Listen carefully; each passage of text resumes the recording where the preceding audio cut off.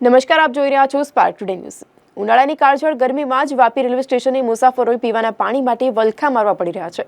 Vapi railway station દક્ષિણ ગુજરાતમાં એ ગ્રેડનું station છે અને અનેક સુવિધાઓ ઊભી કરવામાં આવી હોવાના બગડા ફૂંકાઈ રહ્યા છે। સામાજિક સંસ્થાઓએ અહીં મુસાફરોને પીવાનું પાણી મળી રહે તે માટે પરબો બનાવી છે, પરંતુ ઉનાળાની કાળઝાળ ગરમીમાં પરબના નળમાંથી એક ટીપું પણ પાણી નીકળતું ન હોય મુસાફરો તરસ છીપાવવા વલખા મારી રહ્યા છે। સૌથી વધુ આવક રડી આપતું પશ્ચિમ રેલવેનું મહત્વનું રેલવે સ્ટેશન છે। હાલમાં અહીં અનેક સુવિધાઓ ઊભી કરવામાં આવી હોવાના પણ બળગા ફૂંકાઈ રહ્યા છે। પાઇપલાઇન દ્વારા આવતું આ પાણી રેલવે સ્ટેશનના કૂવામાં ઠાલવી અને ત્યાંથી રેલવે સ્ટેશન પર દરેક પરબમાં સપ્લાય કરવામાં આવતું હોય છે અને આ ઉપરાંત રેલવે તંત્ર દ્વારા 3 જેટલા બોર પણ બનાવવામાં આવ્યા છે, જેનું પાણી પણ મુસાફરોની તરસ છીપાવવામાં વપરાય છે। ત્યારે પાઇપલાઇનની મરામત 1-2 દિવસમાં થશે તો ફરી રાબેતા મુજબ પાણી મળતું થશે। ત્યાં સુધી મુસાફરોએ હાલાકીનો સામનો કરવો પડશે।